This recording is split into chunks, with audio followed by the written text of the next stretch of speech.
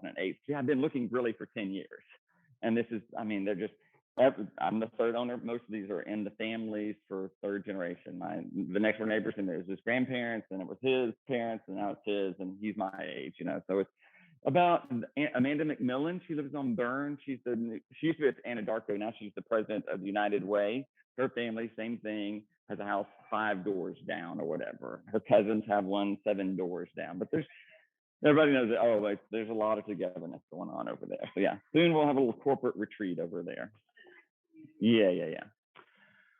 Okay, we're live and ready to go, and people can hear me. I've never used these little, what is this thing called in my ear? AirPod. I'm using an AirPod for the first time in my life. Remember, I'm the least technical person. Very excited that we can meet in person for those of you that are most comfortable. And I know some of you are not comfortable and for many reasons are participating virtually or whatever. And hopefully we'll get this worked out. And I know a number of people, because we just announced it, had other things going on today, but will be here in the future. So very, very, very excited. And just, you know, the thing about real estate, it can be done virtually. It can be done, you know, with Facebook Live, and there can be a certain disconnect, which has been very beneficial to all of us. But I do think when it comes to really what we do is about the connection. That's why they choose us. If they don't want us, they'll just go online to Zillow and buy it from Zillow and never talk to an agent. And there's some people that want that. But what most people want is to work with someone that they love, respect, admire, want to do business with, and then they want their participation in the process. And if that's not your model, then you probably need to get off of this model and just sell commodities online or whatever. The people that want it online are probably not the ones that we're going to do business with for a very long period of time.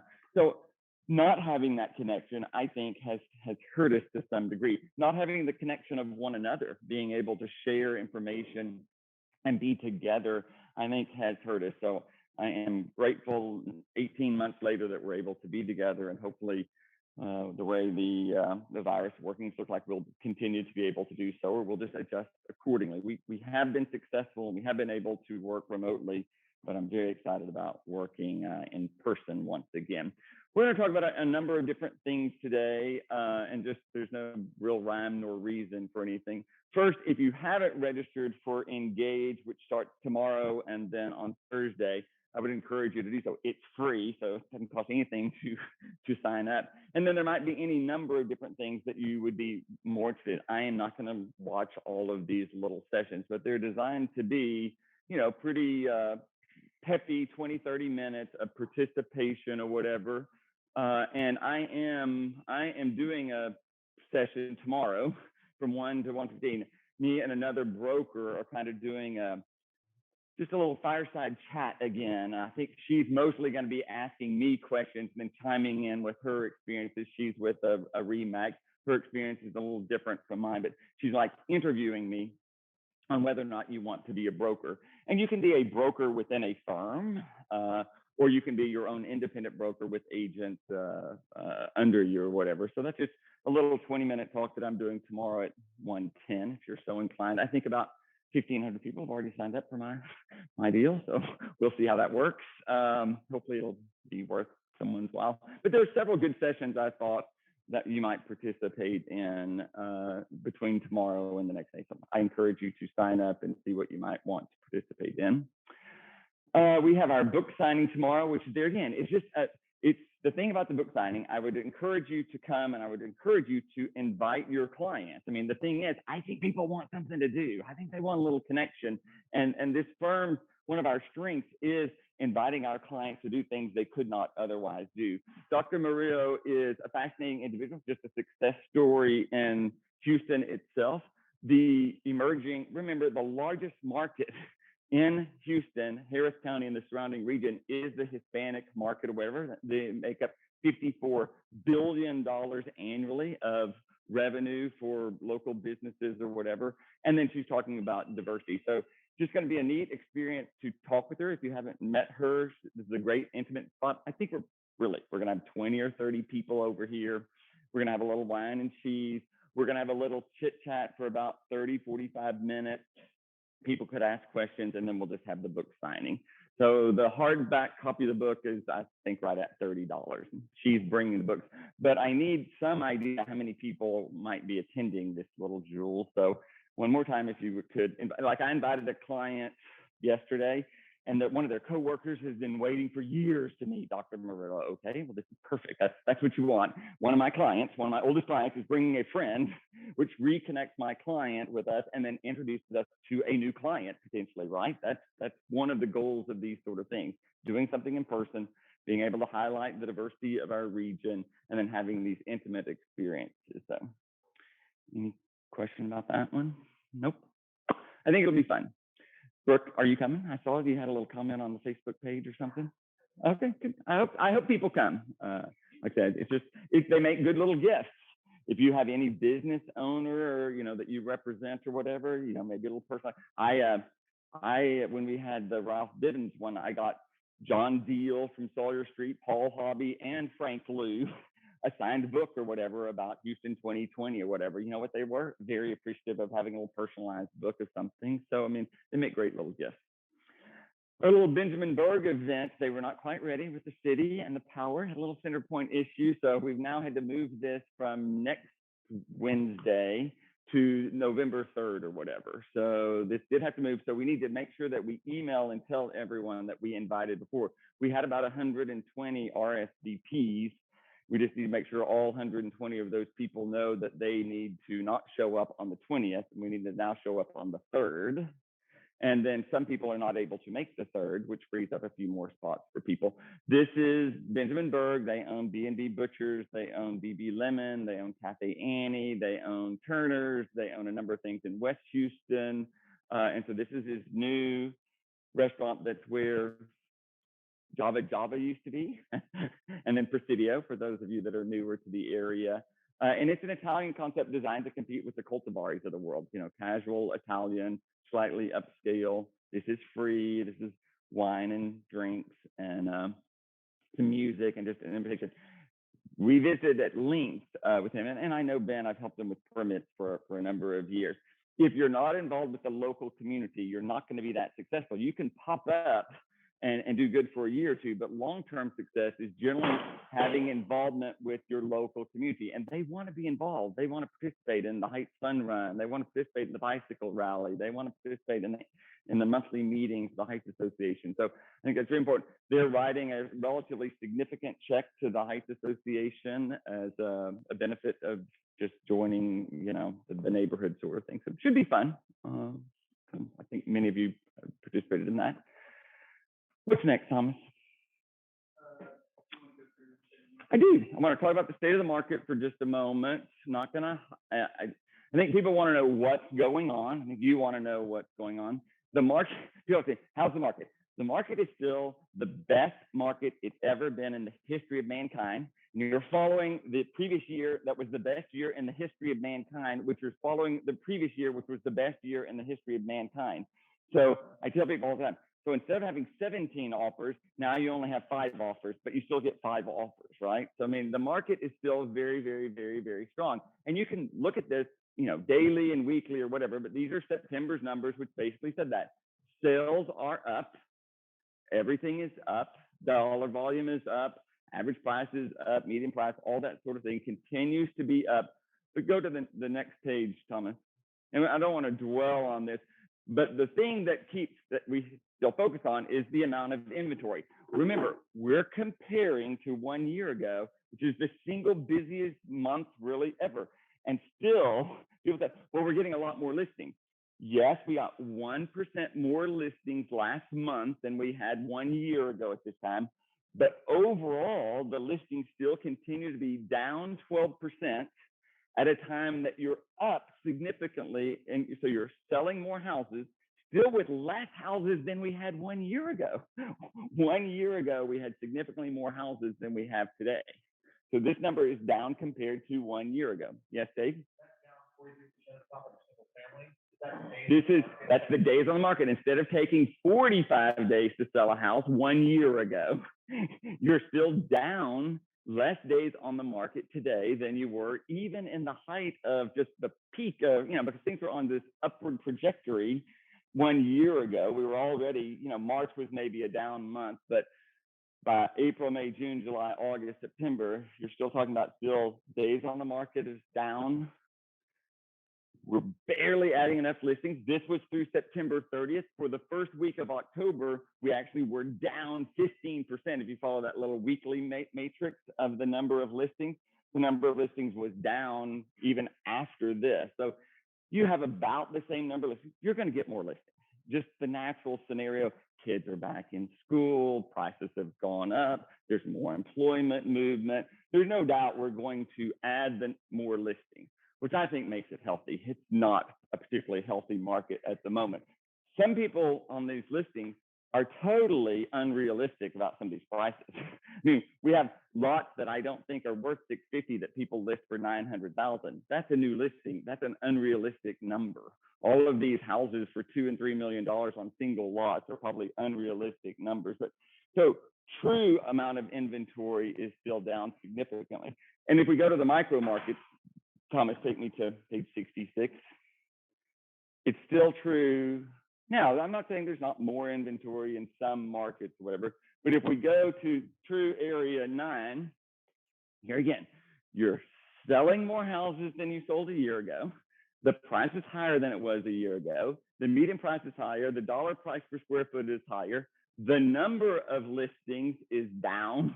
The total number of listings is significantly down than what it was a year ago. You're talking about instead of 1,220 active listings, and you're not adding any new listings. So the days on the market, and thus, what is your level of inventory compared to 1 year ago in area 9? It's tighter this year, this month, than it has been at any given time.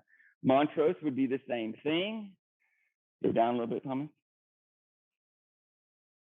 Just a little bit. So same thing. Selling more houses than you sold the year before. Every price is up. Basically, the total amount of inventory continues to stay down. The days on the market are less. Tightening market. Look at area 17 in West U. Selling 25 or 30% more houses. Less listings than ever. Total number of listings last year. Total number of listings today. Days on the market. Tighter inventory. That's everywhere inside the 610 loop is virtually the same. So it's slower than it was in March, but it's still better than it's ever been in any historical reference of the month of September or the beginning of October. So it's still a very tight real estate market. I think everyone's worried, well, it's slowing down. Yes, the momentum is slowing down. So instead of going 1,000 miles per hour, you're just going 700 miles per hour, but you're still going 50% more per hour than you went a year ago at this particular time. And this trend is going to be the same. You're going to sell plenty of houses in October, November, and December. It'll slow down in January and February, and the market will adjust. And remember, oil is at a record high. Employment is gearing back up. You got a lot of really good positive things happening, both in the nation, but what you're really seeing is these southern areas like Houston, Austin, Dallas, Atlanta, Nashville continue to reap a lot of the benefits of just things that are screwy on the West Coast and the East Coast. So you're going to see more employment, better wages. Oil, I think we're better off if it stays a little cheaper than if it falls off the edge. But I mean, they're going to make billions of dollars over the next quarter or so. And we'll see where that pans out. The market is strong. Is it a good time to sell? Well, sure, it's a good time to sell. You have to be realistic about selling and what people want. They're pickier than ever. I mean, they're pickier. They read the momentum of what we've heard about in the marketplace still carries through. No one wants a project. No one wants to do one thing. Finding someone to do something has never been more difficult in our lifetime. Finding a painter, finding someone to grout, finding someone to put in a driveway. You and the buyers today, 50% of Americans have never made more money in their lifetime. Okay, the bottom 50% is doing shitty. I mean, I don't want to be just the bottom 50%. We're never going to buy houses in our markets anyway. We don't market to the bottom 50%. We market to the top 50%. And what they have is money. And what they don't want to screw with is any project. So you're going to have to find some way. And look, I've got the same sellers that you do. 838 Nicholson is a perfect example. It was dated, all those colors, brown and green and mustard and red, just ugly brown, they did. They went and spent $100,000. They had a friend that was a contractor. Thank God. We begged them for 2 years to go and do this. And look, we will get, now they spent $100,000. They're the typical seller. They want to raise the price $200,000. That is not what you can do. That's not, it wasn't the value proposition. It was no one wanted to screw with all that. They want you to screw with it because then they're happy to buy it afterwards. We're not able to do $100,000 worth of work and raise the price $200,000. You can look at 433 Cortland that I lost and see how that doesn't really work. You can spend $100,000, raise the price $100,000 and get back your money probably, but you can't double your money or something. It wasn't the value. It's that no one wanted to wait. And there is no project that we know that we're not waiting on something. At Nicholson, it's a side-by-side refrigerator. You can get the one component for the freezer, but you can't get the component for the refrigerator until God knows when. I have been doing this lake house. I'm just telling you, it is so frustrating. There is no supply of anything. You wait forever for anything. There's nothing that you don't wait on. Every scenario is the same. I'm selling a house for people that are in the decorating business who are doing worse than ever because they don't have any materials. They don't have any draperies to sell. They don't have any tile to sell. They don't have anything to sell. So while they have tons of business, you can't charge everyone for all this work if you don't give them the material or whatever. But for the lake house, I paid for my design within reach outdoor table for my deck March 11th. It might get into America sometime at the end of October, is what they're telling me today, maybe. And maybe I'll get it in November or December. I bought $75,000 worth of doors and windows from Grogan, and I got about 90% of it, but I don't have the doorknobs. I don't have the latching mechanisms. I do not yet even have the keys. I do not have one panel. And I bought it in March, paid for my $75,000 in March. They have no idea where it is. They do not know. They cannot track it. It might be in one of these ships outside of Cairo, or it might be in Savannah. They don't really know. They can't find it. The quality control of this stuff is pathetic. Everything I get, at least half of it comes in broken. The quality of the workers bringing in my West Elm bed for $5,000. You know what they do? They slam through the doorway. They tear open the box. They tell me it's broken. They have shit everywhere. And they basically, these guys probably just got out of prison the day before, and now they're unloading my bed. There are no workers. The quality of the work is bad. Their level of professionalism is zero. There is no quality control in America. And you know what that does? Cause the prices of houses to go up that are totally nice, and causes no one to want to buy the one. And look, I can give this story, but I hear this story 1,000 times a day. Plenty of our clients, you're not going to have the real washer and dryer. You're not going to get the real dishwasher. We have temporary fixtures in half the houses that we have. They cannot get the stuff. You can agree to the repair and the option period, but it isn't going to be done because you can't get the worker out there, or you can't get the part. You know what it does? It calls those, it's a commodity, supply and demand. Those that are totally done, people are just willing to pay more. I have all kinds of people that would love to build a house. You know what they're not going to go through? The hell of building a house. They just buy one, maybe start another one, maybe sell this one in 2 years when the new construction that they really want gets built. But that takes more houses out of the market also. So the point is, the market is tight. It's still going to be tight for quite a while. If houses sell in the first few days or in a few years, barely anything in the middle. If you have a listing, if you're not doing something different about every week, you're not going to sell that house. Just give it away. Just go give it to Mary Wasif and let her deal with it. What you've got to do is convince your client. I mean, Southampton, you try it for sale. It doesn't sell. I lower the price $40,000. I told them this wasn't going to work, but we lowered the price $40,000. You know what it still is? Dated. You know what no one wants to do? A project. You know what we're going to get to do? Take it off the market and go do stuff. Go do something. Do the kitchen and the backsplash, and then try that. That doesn't work in a week. Pull it off. Get mom's shit. She's 90 years old. Get her shit out of there. I begged them to get this shit. Mom is in the nursing home. You're selling it. This shit's got to go anyway. Why do you want the pressure of moving it out 2 days before closing? The house will sell better without her grandma's shit in it. No grandma 93 is going to buy that place anymore. Get the shit out of there. When you get the shit out of there, you know what you got to do? Paint. You know what no one else wants to do? Paint after you get the shit out. I mean, this is not rocket science. This is pretty simple what people want. They want the totally redone deal and they don't want the project.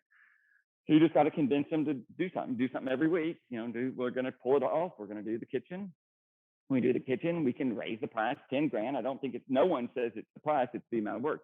When that doesn't work, you're going to pull it off again. You're going to go do the master bathroom, do that for a week and pull it off. And we have to be brutally honest with them, which leads us, and then some of these people are not going to have the money. They're not going to have the money to do it. You know what we're going to have to do as a firm? Put up the money to go get it done. I mean, we have to, or you're not going to sell it. They do not want a project. They want white.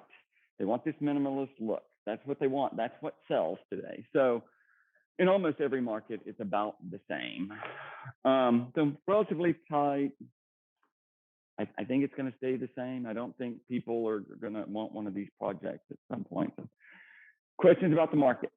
Questions about, buyers, if you want a bargain, take on the project, but realize things that cost X cost at least 50% more, if not 100% more. Guys, houses we used to paint for $8,000 on the interior are $23,000. Wood floors for my own lake house, I'm telling you, I used to do those floors for $4 a foot. I thought it was going to be about $10,000 or $12,000. $29,000 for the floors. Not a little bit. We're talking about a lot. Every price is up.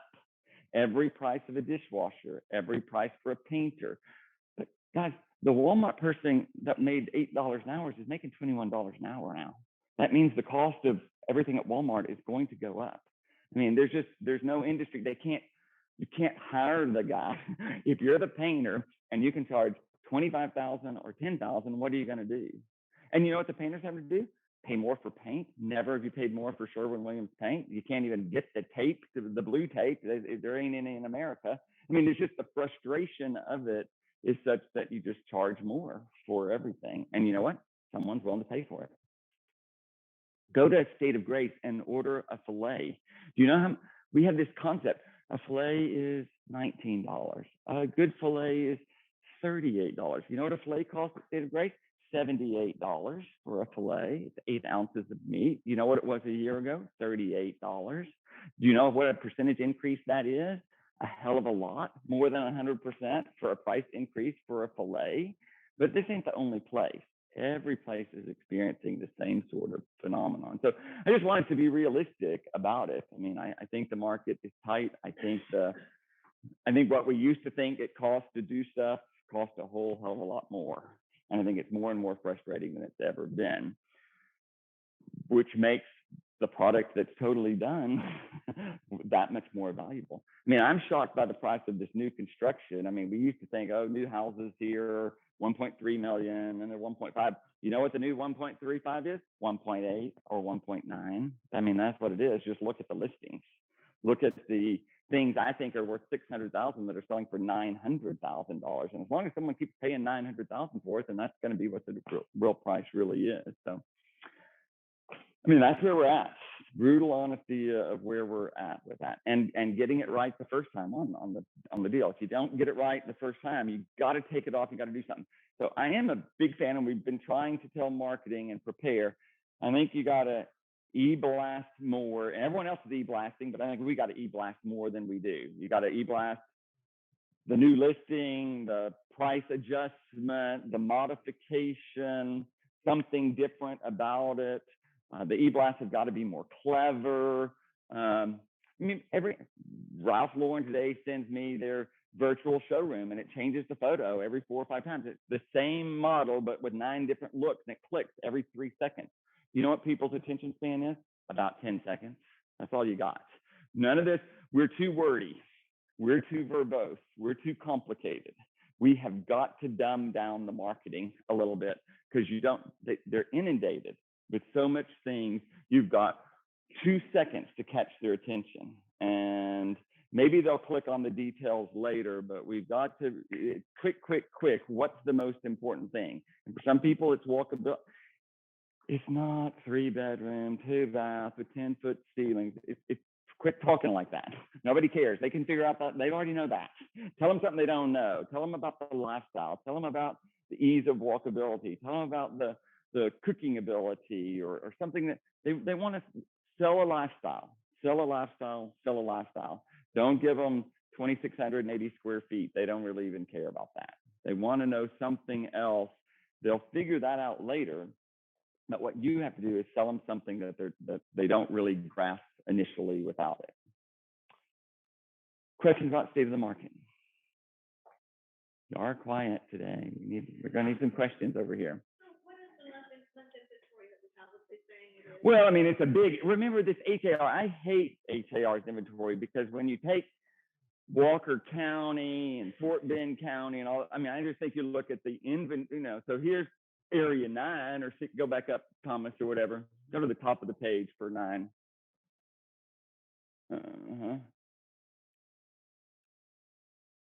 So, I mean, this is the active listing number here. So when you go to 9, you go right here. And so it's down compared to a year ago, 30-something% here.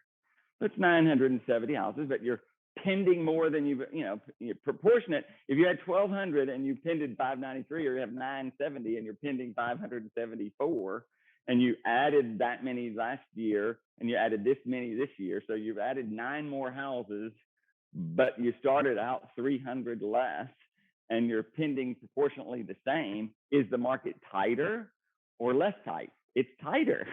And it's the same applies to, like, say, Area 16 or Area 17 or any of these sort of things. I'm not saying you have to push every boundary, but I'm just saying the realistic looks like we are adding a lot more listings. If you just look to the hot sheet, but I'm just telling you, proportionate compared to what you're selling, you're not adding as many as we used to add a year ago. It's tighter. We are going to get more inventory. I don't think that's the problem. It's an unforegone conclusion that the amount of inventory will go up. It's what is the number of sales, or will they proportionally continue to go up? There are plenty of buyers in these markets. What they don't want is a project or a flaw. They want ease. They have money. They do not have time. They want it easy. That's what they want to focus on. And if we're not making it easy for the buyers, they ain't buying it. Pretty simple. What else? What sort of questions? Okay. All right, we'll get off the state of the market. It's all kind of micro. If you have specific questions about one particular thing, because you can delve into 500 to 700,000 or 700 to 900 or not. I mean, we have more listings over 1.5 million than we've ever had before. But we still, guys, $2 million houses. Before 2020, we'd sold about 5 total, never one that wasn't on a double lot or larger. Okay. In 2021, we probably sold 15, many of them on single lots. We've sold more $2 million houses in the last 9 months than we sold in the previous 30 years. And you know what? We have a lot more listings for $2 million. You know what? People are more, you know what it is? It's damn expensive everywhere else. Go see what $2 million gets you in River Oaks or Westview or Southampton. It is a piece of soulless shit. I mean, I've showed Jay's clients $2 million houses I showed for her on Sunday morning, whatever. I wouldn't even live in any of those houses. And the only good one was a perfectly great house that's at the corner of San Felipe and Shepherd. Literally, the trucks just going through the fence half the time. The kids can't even sleep at night. You want to pay $2 million? They have the music turned up so loud at the showings to keep you from hearing the trucks that you have to talk like this when you're in the listing. Oh my God, is anyone going to buy that? No. It's beautifully architectural house, beautiful. But you think San Felipe is going to get bigger or smaller? just going to get wider? You think Shepherd's going to get busier or less busy? I mean, and the likelihood, it's very busy, and you know what you're fixing to get? 9 high-rise buildings right across the street from you. I mean, I know exactly why they're selling, because they're just trying to get out of there before the high-rises start, because you're going to have 2 years of construction with nails all over the place. There's no good houses. I mean, the prices of houses are just significantly higher than you think. I don't know where all this money comes from, but somebody's making a lot of money in Tesla stock or something, I guess. But it's pretty tight out there. But I think for buyers, be realistic. And for sellers, you got to be realistic. You got one good shot to make a good first impression. But like I say, after about 10 days, you're going to have to do something different. And constantly modifying these listings are really what you're going to have to do. Sometimes we get lucky and sell them in the first week, but if not, change your strategy, change your strategy. Work with your coworkers. What else can I do? What can I highlight? What features do we have? Don't keep saying the same thing over and over and over again, because nobody heard it. They want to hear something else. They want to see something else. Okie dokie. Do I? Yep, I want to talk about listings. We went over the paperwork, and I'm not going to delve on this, but it's in this same line of thinking. I think with regards to getting a listing, most of our listings that we go on, we already have a relationship. I mean, the majority of our deals are relationship building. You already had some relationship, but there are some cold calls that we get. It's not like we never get some lead that you might get from Floor Time or something. But I think in general, everyone that's thinking about selling a house already thinks the real estate agent makes too much money and they have it too easy, and the market is so strong that it's going to sell itself. So what are you really doing to earn your money up there? I think even with my good friends, I think you're still competing with this sort of thing. And I want to be clear. Zillow is trying to put you all out of business. Zillow is probably going to put Josh out of business. He doesn't get a firm hold pretty quick. Zillow is going to be in the real estate business, and they're going to be in the brokerage business, and they're going to just buy the house from people, and then they're going to go hire all their agents and pay them a salary, and you're going to make $3,000 a month or something, because they can get new people to go and do that for that. So you can see their billboards about brokerage service on I-10 at Shepherd if you're going west or whatever. And they're just, because they have so much money, they can have a more immediate impact. They're going to be the largest mortgage officer. They're going to be the largest title company. I mean, this is what they do. They create a monopoly until the Department of Justice or somebody files enough suits on them to try and stop them. But in general, our biggest competitor are these big guys. I had drinks with Karen Durr on Wednesday. She is a dear friend. We were just having a little catch up after about a year. She's been very COVID sensitive. And we were talking. I sometimes get infatuated with Compass because it's not real.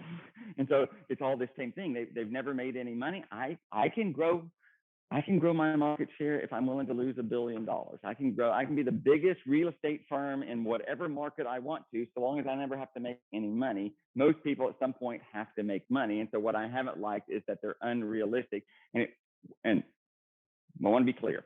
Their number one objective is to put me out of business, to eliminate competition. That's their number. It isn't to help Laura Sweeney or Mike Malstead. It's to put out so many other people that they're the last guy standing, and then they can go fuck all their agents and everyone else because they're going to be the only one left. Seriously, that's their model. So I don't like that, and so I get passionate about it, but there are plenty of people. But Karen and I were talking, and she said, because we had this conversation, Amanda, there is nothing that Compass can do that we can't do. But you know what Karen Durr's model for their listing presentation is? There's nothing Compass can do that I can't do. She can do the exact same thing that Compass can do. With a small agent with 5 agents or whatever, they compete. They have Curbio that does all the make-ready work and funds all the stuff, which many independent brokerages use or whatever to remodel the houses if the consumer doesn't have it. They have the same sort of, there's a side company that does everything that Compass does that the independent brokers can do if they can't do it themselves or whatever. And I mentioned that because we're back to this listing deal. What people want is for you to be prepared when you get there. If you're going on some listing package and you haven't listing presentation and you haven't already made some contact and dropped something off there, you don't even deserve the listing. You shouldn't even get it. You're going to have to give them some information beforehand. This is like, I mean, you just need to drop off something or email something to them beforehand that they can evaluate. And what are you sending them? It needs to be something that's somewhat personalized, to them, but most importantly, to you. What is it about you that you want them to know? If you don't have a great bio sheet, if you don't have a letter written to them about why you want to be their listing agent and why you're going to work hard for them, if you're not personalizing it, believe me, they're going to Zillow.com, they're going to iBuyer.com, they're Googling commission rates. They already are getting a letter in the mail. I get 10 letters a month from people who are trying to solicit my sell or my buy. They just random write letters. Do you want to buy a house? Let me help you buy a house. Do you want to sell your house? I mean, the consumer's inundated with this information in the marketplace already. Personalize yours. Personalize yours. Prepare and do something beforehand. When you go, personalize your visit with them. On the very first meeting, and I'm just going to make the assumption this is not your best friend already, that you just really want to establish a relationship. You want to talk to them. You want to look them in the eye. What did you like best about this house? What's been your favorite thing about living here? Connection. People want to do business with people that make a connection. They don't want to talk about price per square foot. They don't want to, they want to know that you are building a connection with them and that you're going to have their back. So forging some connection with them on the initial deal. I usually go sit and chit chat for a minute.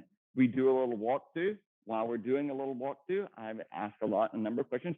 Are we clear about how things that are attached to the wall, TVs, is this TV important to you?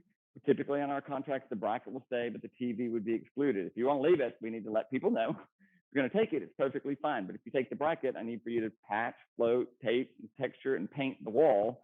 It's easier just to leave the bracket. Don't you agree? I agree. You've got clarity there. Same with the draperies and the rods.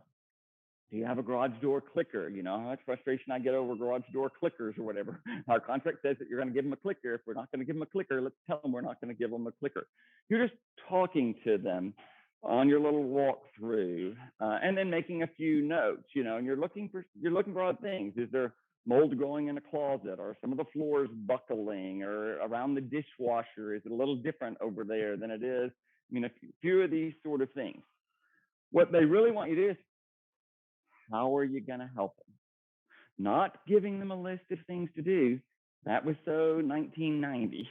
You're never going to get a listing if you say, are you going to paint the porch? Are you going to power wash the front? Are you going to replace the hedges that are now dead after the freeze? What they want you to do, what are you going to do for them? Are you going to arrange a power washer? Are you going to arrange someone to do the deck? Are you going to find some way to replace their plants for them? I'm not saying you have to pay for it, but if you're not doing, the only thing they want is it to be easy. And whatever you're competing with, what they're doing is making the seller's job easier. If it's not easier, that's what they want to hear today. How is it going to be easy for me? What are you going to do for them? Not list the price for $500 and charge 6% and make $30,000 in a day when it sells in a day. That's what you're competing against. How are you going to make their life easier?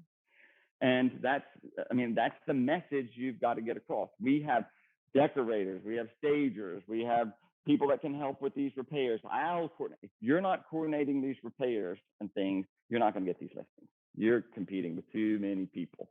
Make it easy for them. Okay? That's the message. Bill, who's replacing Maria? Hey, go ahead. We're interviewing any number of people right now. Maria is still working for us. She's doing some things, but if someone just needed the Maria bad person, I'll go and be the Maria bad person, or Frank and I'll go. But we've interviewed a number of people. I think we'll have someone on staff by the 1st of November for sure. Oh, that was just someone that was, see, I've never used this little thing. Sorry, I was just talking to the ghost up there. There was a question about who's replacing Maria and how's that coming along. So we've interviewed a fair number of people, hope to make some decision probably by the end of this week. And the person that we're probably going to select is available to start November 1st. Sandra is excellent at this. There's any number there again. Depends on what we need Maria to do. You know, Photoshop. We can outsource it. Maria can Photoshop something from where she is in Brooklyn or whatever right now. So she's still consulting with us. She's still on the payroll until we have her totally replaced or whatever. So. Okay, so this little packet, which has so much information, I think it's probably too complicated. I think we have too many pages going on over here. I think we have to eliminate all this. So Selena, are you here? You listening also? I mean, we're reformatting all of this sort of thing digitally and what you would drop off beforehand to simplify it. Because you know what? They don't care about 90% of these pages here. What you need to do, your homework, get your bio or get your letter working for you. How is Martha going to differentiate herself from Amanda in this listing packet? And it's the page about Martha that needs to be the second or first page in this whole little thing that matters more than most of anything else. So we're going to be eliminating fair numbers. Now, I think we will still send this information in a smaller format that would be available because certain things, if we're competing with Nan and Company, and they talk about Christie's and the opportunity to advertise to Christie's affiliates or whatever, you've got to be able to compete with that. And that's what the leverage and things sort of does. It provides us an outlet to market to these other areas. But we're advertising everywhere that Nan and Company is advertising. We don't have that Christie's thing makes no difference to any house that we market. If it's a $30 million estate over there with a 9,000 bottle. Yes, we will. We're going to add AdWorks and that sort of scenario. We have a whole little scenario about the digital stuff coming. So just want you to know, we're modifying a bunch of this and eliminating. You have to have a bio. People are going to look at your bio. I can't find your bio on har.com, I can't find your bio on yourboulevard.com, you're not going to get any listings. That people go there. You know what they're looking for? A connection. You know what they want to talk to me about when I go and I don't know? They want to talk about my children. They want to talk about Huntsville. They want to know that they went to Sam Houston or they're, you know where they got all that from? The bio. I don't promote that stuff anywhere, really. But it comes to me all the time. They want to talk about these little connections that you have. And you know, sometimes it's positive, sometimes it's negative, but it can be any number of different things. If you are passionate about dogs, fashion, cooking, wine, juices, CrossFit, I don't care what it is. Put something out there so that they have some connection there with you. And really, this sort of sheet probably is the most important sheet. Why are they going to use you as a buyer's agent? Why are they going to use you as a seller's agent? Why would they want to do it? And everyone asks me, well, if I buy a house and sell a house, will I get a deal? Will you cut me a percentage? Or and so this is what I do when I'm selling your house, I'm earning 3%. When I'm buying your house, I'm earning 3%. It's being paid by the selling side. We aren't in any position to reduce our commission because I'm better at it. There's someone that'll do it cheaper. There's no one that'll do it any better. If you're not in a position of defending your commission, you're going to be out of work. Our commissions are under total assault. You have to practice about the value of what it is that we are charging our clients. You have to be good at this. You must role play. Get right, because if not, you're going to stumble and go, and you know what they're going to go? To Redfin, because they think Redfin is doing the same thing that you're doing. And you know what? They're not. They're not competent. They're not good. We're better than that. You're better trained. You have better ethics. You have better support. You have more local presence. You've got to be able to defend that. So you've got to be able to practice these sort of things about what's important there. And then we're having a whole new sheet on local, and this local matter. And it doesn't matter to someone, but I think it matters to most of our clients. And we just need to be able to differentiate that. Yes? Something I do, I did this with one client, and I pulled up every transaction that expired with Redfin within the specific area of my client's home and showed them this is how many other things they had, this is how many expired, and this is the small number they actually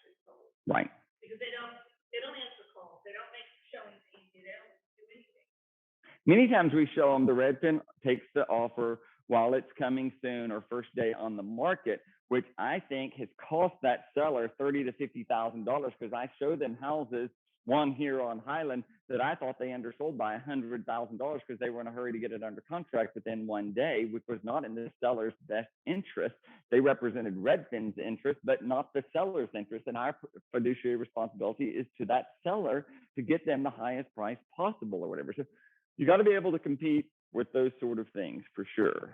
So we're in the process of, and then, so after, but rarely would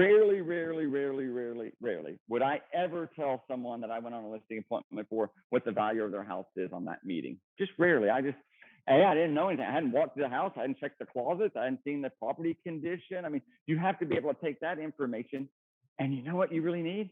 An opportunity to follow up with them. Say, look, I want to take the context of your home and go run it back of the scenarios, not only of what has sold recently, but what you're competing with, which actually determines more of when your house is going to sell and what it's going to sell for than what happened 3 to 6 months ago, which other people are probably bringing them a bunch of comps that they don't understand. When the market, let's take the price of oil, okay? If I say I'm going to sell your oil, Jim, and oil traded for $60 2 months ago and $70 1 month ago, and it's trading at $80 today, and I average those, and I say, Jim, I think the value of your oil is $71 a barrel. You know what the guys looking at oil selling for $80.45 today want? $90. He didn't want to sell it for 71 based on the comps. That's the stupidest thing.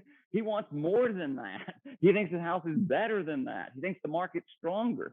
All this comps. I mean, I'm not saying never look at comps, but I think it's more important to look at competition than comps. What's the likely buyer willing to buy and pay for it? Not if a house was in the 400 block of Cortland, it's different from the 700 block 1,000%.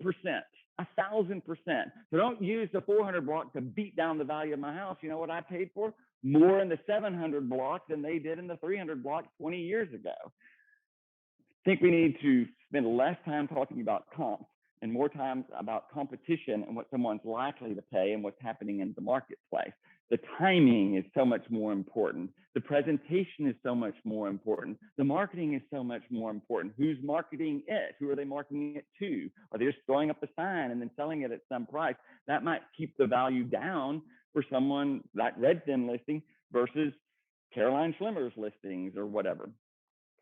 I think you've got to be able to have those sort of conversations with the people about what it works. So taking all those sort of things, getting back in touch with them. And the number one, follow up. And you know what the follow-up needs to be? How can I make your life easier? You need me to help you destage? You need to help me to declutter? You need me to bring over the power washer? You need me to bring Maria? You need me to bring Bill? You need me to... They want to know that you want the listing, because you know what? You weren't the only one that they visited with, and the other people are hounding the hell out of them. You're competing with more people than ever. So if you're conveying how easy you're going to make it for them, how easy the process can be, how easy closings can be these days. I haven't had a closing in the title company in so long. We just close right here, or we just do it remotely. It's just so easy. 1302 Omar, he was in Houston, she was in Paris, buyer was in New Jersey. We did the whole thing in 45 minutes. It was just the easiest thing on earth. It doesn't have to be complicated. These title companies, your title company is not making your life easier, dump that title company and get an easier one. If it's not easy to transfer the money for the earnest money and the option fee, switch title companies. It's a competitive industry. No one should be picking up any checks and delivering any checks these days. Shouldn't even have to pay $15 or $30 to wire the money. There's cheaper, more efficient ways to get money transferred to make our life easy and the buyer or the seller's life easy. So I think more constant follow-up, more genuine follow-up, a little handwritten letter, these sort of things differentiate yourself from a lot of these other people that you're competing with. Yes, Jim? Yeah, we had a conversation the other day, and it was sort of related to conference, in the sense that, conference says we're going to help you rehabilitate your house. Yep, their concierge program. Yeah, but the problem with it is that they don't give a shit how much the work costs. Well, that's right. I mean, we're in one of the new forums. This is what we're going to do. Look, I understand we're competing with Compass. I'm probably competing with Compass more than you guys are competing with Compass. So let's just say I'm competing with Compass, and you like Compass's, and I'm talking to my client, and you like Compass's concierge program. I always tell the people that I'm going, I know you have choices. I know you have a lot of choices for who you're going to use for real estate. And I just want to make sure that you understand that there's nothing that any of those other companies can do that I can't do, that we can't perform within Boulevard Realty. And if you're interested in the concierge program at Compass, get the estimate for the paint and flooring from Compass and get it from us. I think you would owe it yourself to know because they're not charging you interest, but if they charge you $10,000 more for the work and the quality of their work or consistency with which they've been able to use those people, they've been in business 3 years. I'm using the same flooring guy and painting people that we've used for 20 years. Is Compass marking it up and making money on their concierge service? Sure they are. Sure they are. It's built into the price. So they're not charging you $10,000 plus $2,000. They're just charging you $14,000 for work that's only worth $10,000. Sure they are. Get a cost comparison. Have any of your clients get a cost comparison of what the Compass people would do it for and what we could do it for. And we can give them a list of hundreds of houses that we've done work on. And yeah, I think you're having to beat her, especially if the house needs work and they're not in a position to pay for it.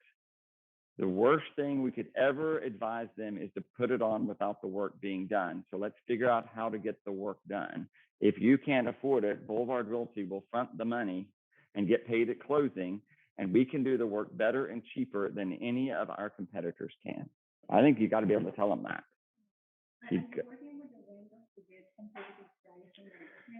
We do, but I'll be honest with you. Our painter is probably not the cheapest painter on earth, but they're better.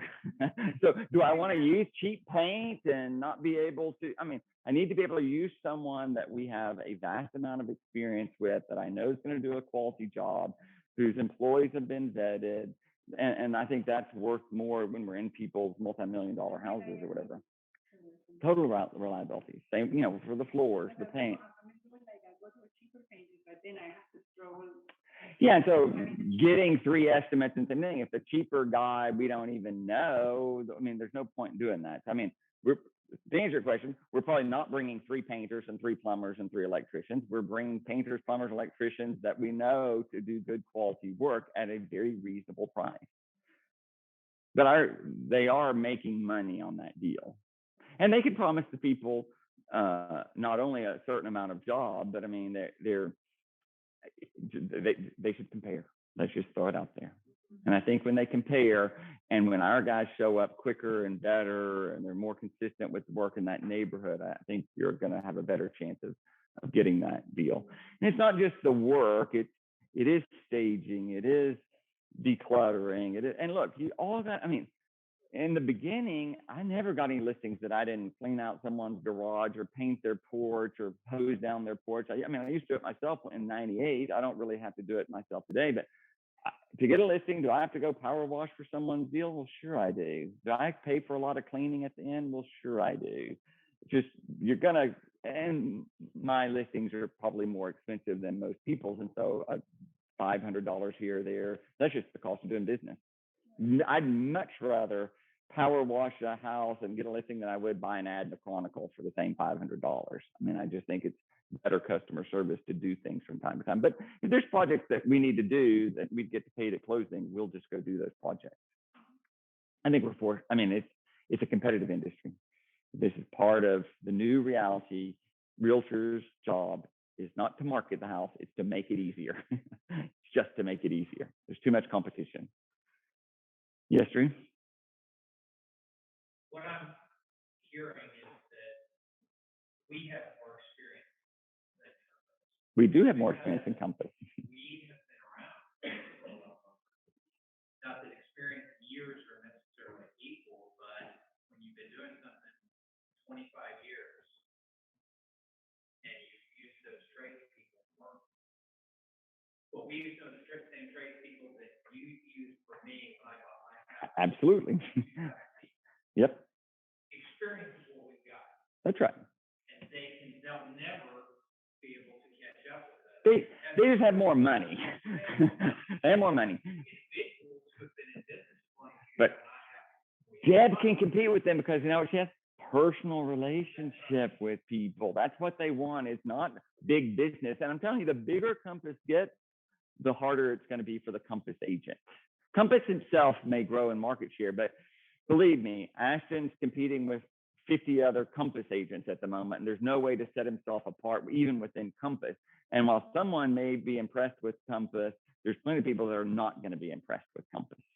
I mean, Amazon was really easy. Yeah. But now, if I got to return something, it's not so easy. Yeah. And I don't really have any other choice because what did I do?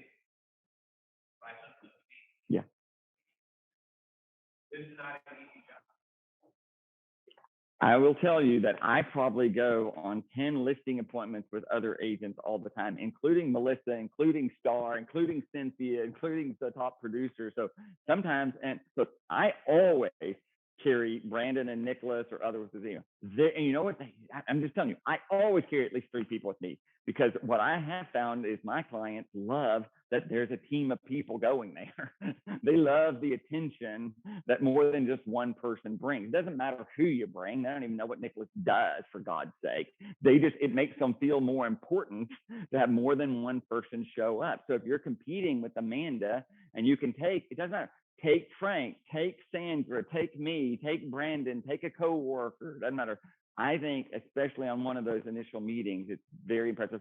Or to come back with a team of people, come back with Frank and Sandra and Maria, same thing. It makes them feel important to have more than one person go on some of those sort of deals. I mean, it's what happened with you. I just went with you. I didn't even say anything on that listing, but I think your client loved that I went, right? Made them feel special. So whatever it takes to make them feel special. I mean, Ann, I went on Balin with her Balin listing, whatever. I think what they wanted is just one more Ann's totally competent and their neighbor, known them forever. They just wanted one more set of reassurance. And there's strength in that. So let's take advantage of that sort of thing. What else about listings?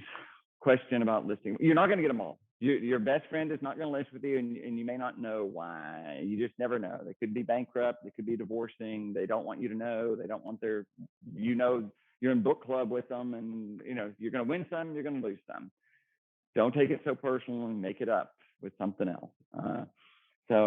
But I think what they want and what marketing's saying, the strategy is, don't just list my house, take some photos, and hope the MLS sells it. If you weren't on the MLS, what are you doing to market that house? Think of it that way. Compete. If you weren't on the MLS, what are you doing? And maybe that's AdWords, and maybe that's the e-blast, and maybe that's a Thursday night event, or maybe it's something that you're doing to your sphere or something. But can't just rely on the MLS. And they want you to do something every week. And if you're not changing something else, we tell us, we're going to take a round of photos. Oh, my daughter's bedroom. There's no scenario for my listings that I'm not going to take several rounds of photos. There's no scenario. If I take daytime photos, I'm going to take nighttime photos in the next week. You know what I need to do? Change the photos every week. If you're having something that work done, look, we're not going to hold up the listing because there's shit in the garage. I'll come back and photograph the garage later. It's okay. You don't have to doesn't have to be perfect from day one. If the timing is good, go on there. Take more rounds of photographs. It's the best investment you can have. Edit the photograph. Put your comments under the photographs. If you can catch their attention with photographs, have the photographs be more interactive. Set your photographs apart from other people. You know what people love on that Instagram? All those little emoji shit things that are moving around all the time. You don't have to look too far to the Instagram people. I'm not really into Instagram, but follow Fadies. There's all kinds of shit happening over there. If it's a food thing, it's the little chef guy, or I don't even know how that stuff works. But you know what people do? They love that crap. They just love it. You know what they do? They linger on those photos a lot more than if they just saw a plate of pasta. It works, guys. It's working in every other industry. The marketing is working more, and I was looking at the guy on YouTube, and he's saying that in today's market, 25% of the realtors are making the money. Before, it was 5% of the realtors making the money. Now, the market share has gone up, That's why more compact agents are having the opportunity to make that. I see more new agents sharing the market, right? I mean, there are more agents than ever before. Yeah, There's no people doubt. that I never know that making a lot of business because they are spending a lot of money on marketing. And I There are think plenty of people that are very good at marketing that aren't really good at real estate, but they still can make a good impression or whatever. But just observe how other industries are marketing. Same thing. If I'm marketing a countertop, I'm never putting the picture of the countertop. I'm pouring wine on the countertop. I'm pouring olive oil. I got Bobby Flay or somebody over there. I got someone standing on the countertop, or the kids are playing or jumping on it, or they've got Fido the dog on there. That's how you're marketing a countertop these days. If you're marketing the if I got a lock, you know what I'm doing? I'm shooting the lock with a gun. It's how you're marketing these sort of things. I think the houses, we're so used to just a photo of a kitchen and a photo of a living room. And I'm just going, too many hits on the website, too much competition, a static photo is just not going to get it anymore. I just don't think it works. Plow 4 people in the shower and have that photo going on, or pour 4 dogs into a big shower and say that it's a dog bathing area. I mean, you'll capture their attention a little bit longer, and sometimes 2 or 3 seconds can make all the difference in the world of going to see a house dog. And I'll tell you, these e-blasts work. Some people are going to eliminate us or unsubscribe or whatever, but for everyone that unsubscribes someone else, and even like say, I put out these little e-blasts from Marie or whatever, I get a dozen comments a week. This last one, I had so many people email me about whether they're minimalist or maximalist or whatever. I mean, I'm both, just random people. And then you know what they do? I was thinking about selling my house. My ex-partner, that same thing. Just going, well, I was thinking about it. It's because they get a little e-blast and it makes them think about you, because you know what they're getting? An e-blast or an email from somebody else. So stay up to date and like reformat it into Jenny sent me the minimalist action. I got your e-blast about it or whatever, which is perfect. I think you're personalizing it and sending it out to your little sphere, which is the way to do it also. So I know it's competitive in these listings.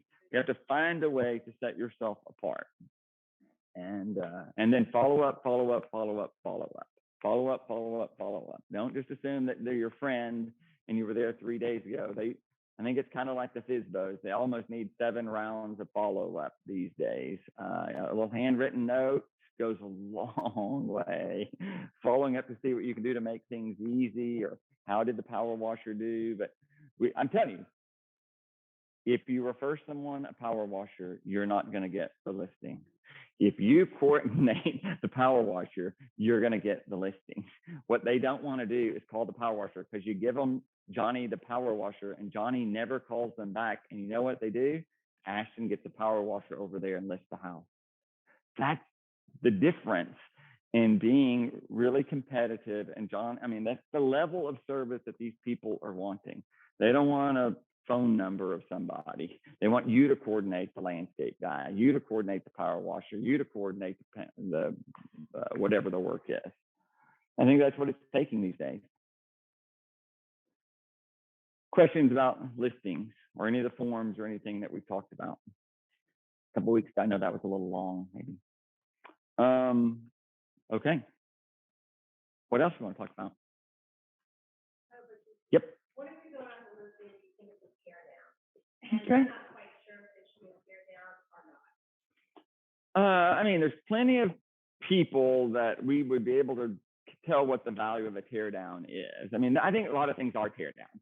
And like I say, even when new flood rates kick in and new flood maps kick in, there's going to be a lot more tear downs that we haven't thought were tear downs. So, I mean, there's a fair number of certain neighborhoods that are just going to be impacted by that.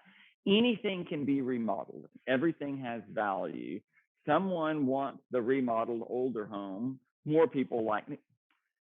Every car can be restored. I can restore any car, your 10-year-old Nissan Mazda, or you can buy the brand new one. Martha, you want to buy a new one or the restored one? Cars.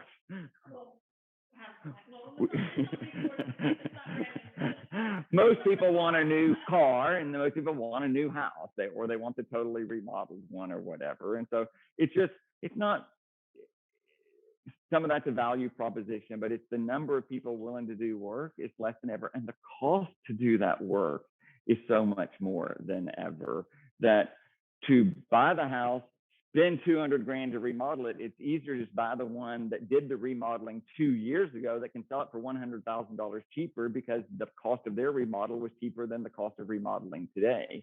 And so it's just harder and harder and harder to sell that house. Not impossible, but pretty hard. The market's just much smaller, and the price they're willing to pay. I mean, we can all run. I do it all the time. I can take 1141 Harvard. They just listed for $550,000 or whatever, and I can tell you after I remodel it, I will spend $350,000 remodeling, and it will be worth $100,000 less than what it is. But no, guys, I want to be honest with you. I just did it myself. Now, some people are crazy. I'm one of those people. My lake house was worth $300,000. I paid $400,000 for it. You can look it up on HAR. I paid $100,000 more. It doesn't matter about the comps. If I didn't get it, I didn't think I was going to be alive to get the next one. And I wanted to spend this time with my kids and use this for what we're going to use it for. So I paid 100 grand extra, so 400 grand in Huntsville, Texas.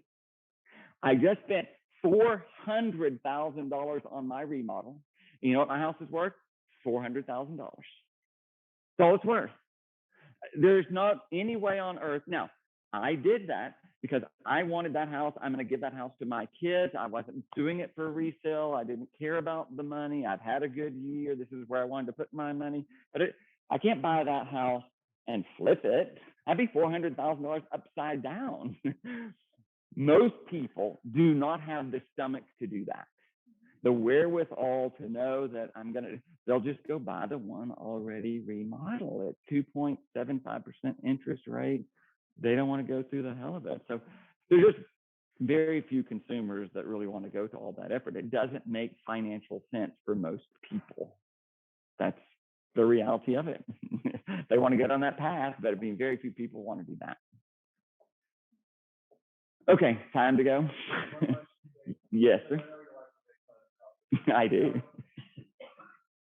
So anyway, I don't know if everybody actually read word for word the article, Mm-hmm. but the funny thing I thought was, which sort of is a segue to what you do with your own house, is that if you invest, nobody invests $1,000 in Congress, but if you invested $1,000 in Congress 3 years ago, it is worth $1,000 today.